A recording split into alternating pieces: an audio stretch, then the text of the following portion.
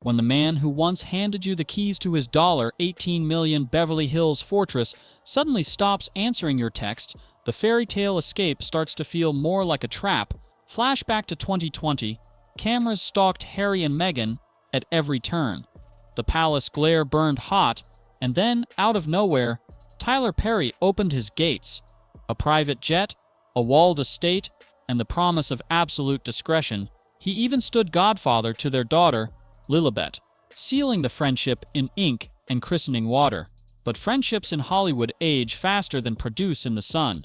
Today, Perry's timeline is quiet, the supportive tweets are gone, and calls reportedly roll straight to voicemail. No statements, no denials, just a silence so deliberate it roars.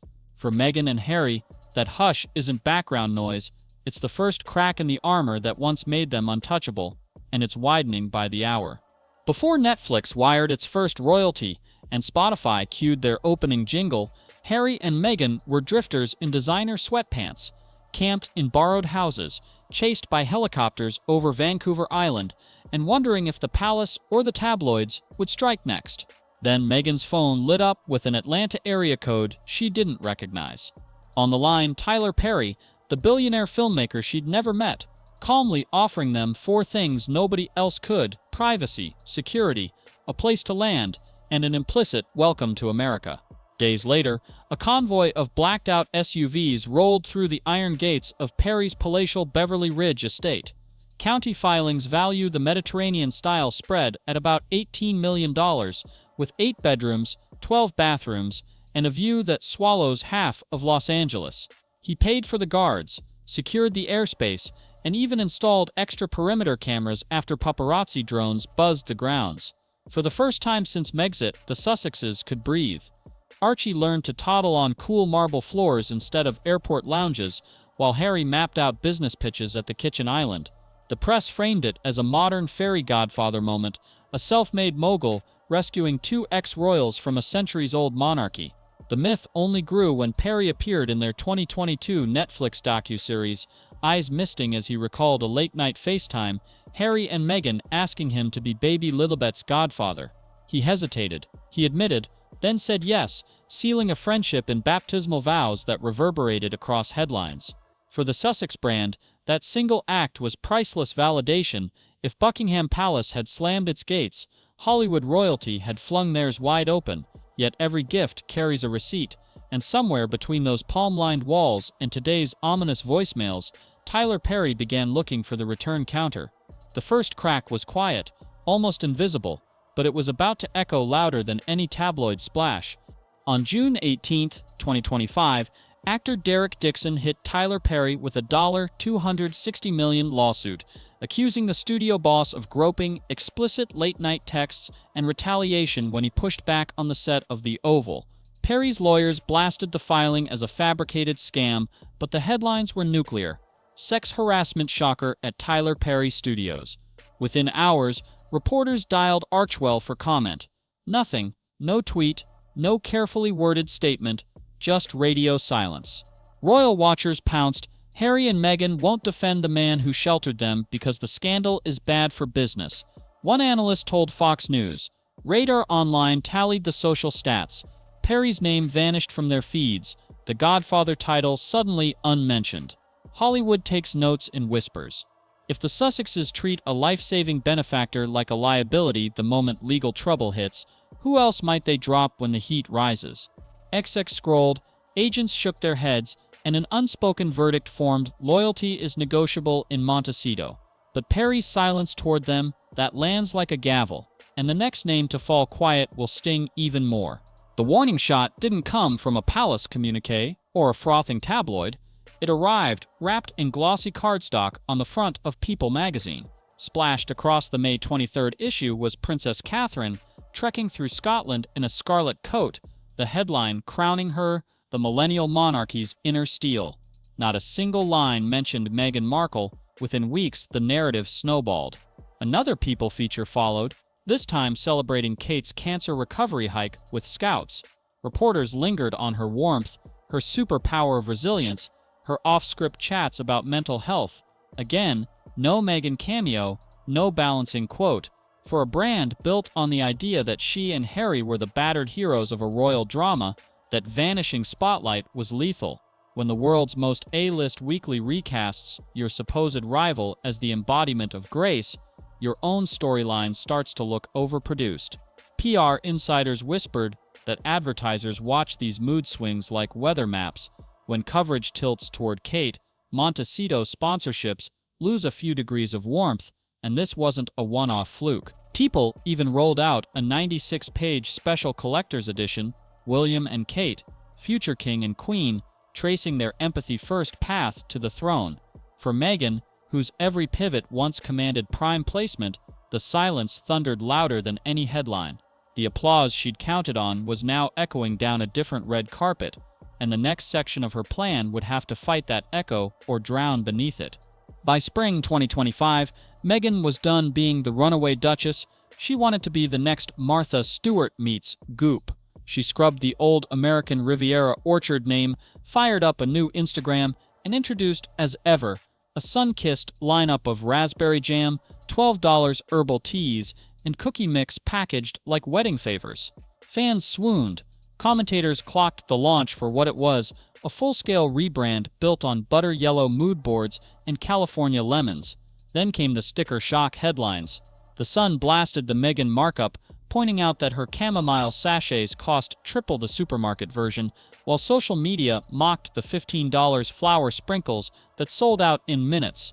New York Magazine went deeper, calling the project an identity crisis in a jar, wondering whether Meghan was the expert hostess, the eager novice, or just a duchess in search of a tagline. Undeterred, she uncorked as ever rosé, timing the release for July 1st, Princess Diana's birthday, the very date Harry first slid into her DMs.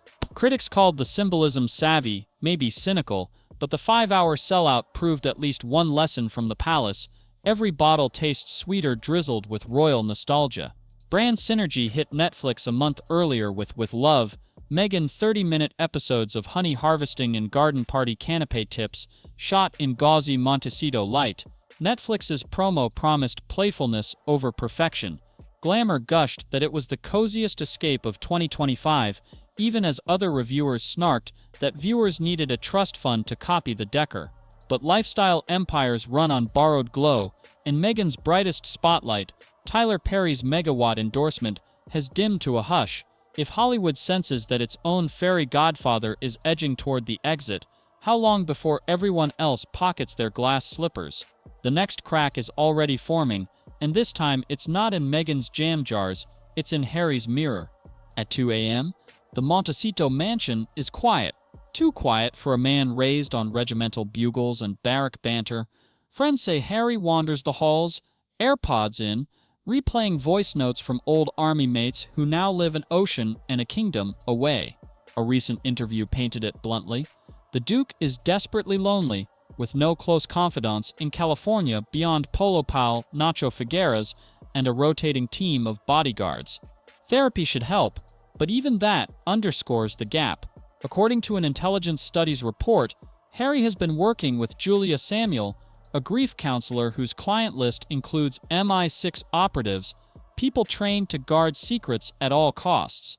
The reason? He needs a therapist who understands living two lives at once, one public, one painfully private. The pull of home tugs harder by the month. Insiders tell People he's plotting longer solo trips to Britain and has already flagged the 2027 Invictus Games in Birmingham as an olive branch, inviting King Charles and Prince William in hopes fresh medals might mend old wounds. Yet palace sources hint the invitations may never be opened, let alone accepted. So Harry hovers in the in-between, ex-royal, half-celebrity, full-time question mark. The uniform is gone, the Hollywood glow is fading, and the door back to Windsor looks less like a gateway and more like a dead-bolted memory. And inside the palace walls, they've noticed the knocking, now they're adding another lock. Buckingham Palace once kept a chair open in case the prodigal prince wandered back. That chair is gone. Courtiers whisper that King Charles, heartbroken but resolute, has stopped talking about reconciliation and started talking about legacy, how to shield the crown from a son who keeps turning up on news feeds with lawsuits and therapy confessions. Inside the family, Trust isn't frayed, it's snapped. Sources close to Prince William say the future king has moved from burning anger to icy indifference, ruling out any formal role for Harry's American children in a streamlined monarchy that now prizes predictability over bloodlines. When Harry floated an olive branch inviting his father and brother to the 2027 Invictus Games in Birmingham, royal aides winced. Accept, and they look weak. Decline, and tabloids will howl pettiness.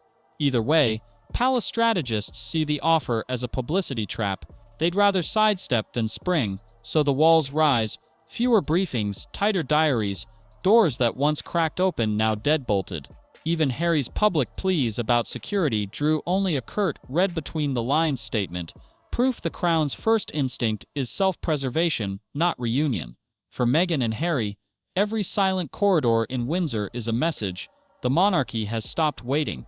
And that means the Sussex brand now stands on one last pillar, the power of spin. But in the next room, the crisis comms team is running out of slogans. Inside their Montecito study, the lamps burn past midnight, casting long shadows over a whiteboard dense with arrows, hashtags, and worst-case headlines. Meghan sits at the head of the table, flanked by a rotating cast of crisis commanderins.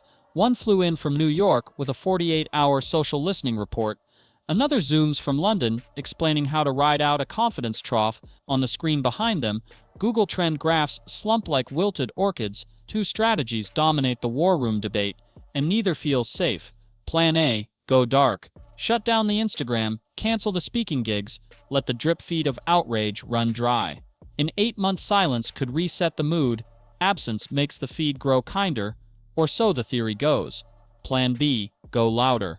Double down on activism, pitch a Netflix docuseries that pivots from palace pain to global good, spotlighting refugee kitchens, maternal health clinics, sea turtle rescues. The cause is noble, but the risk is existential. If viewers smell another rebrand before the last one cools, they'll scroll before the opening montage ends. Complicating every brainstorm is a new constant: trust equity. Brand audits show the Sussex approval curve now resembles a shaky Wi-Fi signal, spiking when Harry talks Invictus, dipping when lawsuits surface, plateauing in between. Sponsors who once begged for a Montecito cameo now send politely vague emails about re-evaluating alignment. Even Netflix, still paying the bills, quietly slashed marketing spend on their lifestyle series once it realized the royal glow no longer guaranteed binge stats. So the consultants keep shuffling post-its, but every pathway circles back to the same hard truth: reputation isn't rebuilt with slogans, it's earned in silence and sacrifice. Two commodities Hollywood trades at brutal exchange rates. Go quiet and they risk disappearing. Go louder and they risk becoming a headline caricature. In the end, the Sussex brand's final piece on the chessboard is public patience, and that clock is ticking louder than any paparazzi shutter. When the spotlight dims and the applause fades, Harry and Meghan are left with something no mansion, media deal, or royal title can replace: the echo of their own choices. Tyler Perry's silence, the palace's bolted doors, Hollywood's shifting gaze, each is a mirror reflecting back the same question: who are they when no one is watching? Perhaps that silence is an invitation to pause, to strip away the branding, to discover whether the strength they've preached can stand without headlines propping it up. Or maybe it's a warning, proof that in the age of infinite feeds, even the brightest narratives can burn out faster than they rise. What we know is this: every story has a reckoning, and the Sussex reckoning is now. If they retreat, they risk irrelevance. If they charge ahead, they risk becoming caricatures. Either path demands the one currency they can't manufacture: authenticity. So as the cameras pack up, and the last trending hashtag cools, picture the quiet of that Montecito night. No stylists, no advisors, just Harry, Meghan, and the choices that led them here. In that stillness, the next chapter begins, not with a public statement, but with a whispered decision only they will hear. And whatever unfolds after the hush will reveal whether their saga was a reset, a reinvention, or just another royal rerun.